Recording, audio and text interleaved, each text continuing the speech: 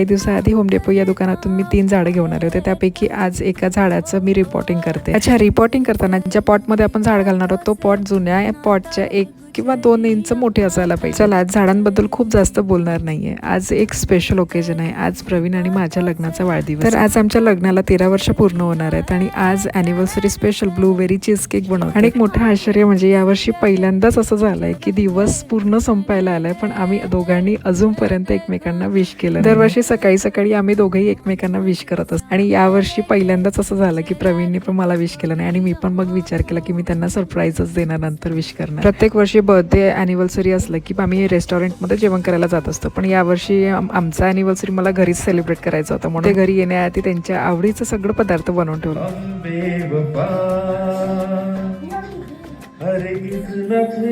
मनसोक्त जेवण झालं, केक पण कट झाला, त्यानंतर अॅनिव्हर्सरी स्पेशल प्रवीणचं गाणं तर असायलाच पाहिजे।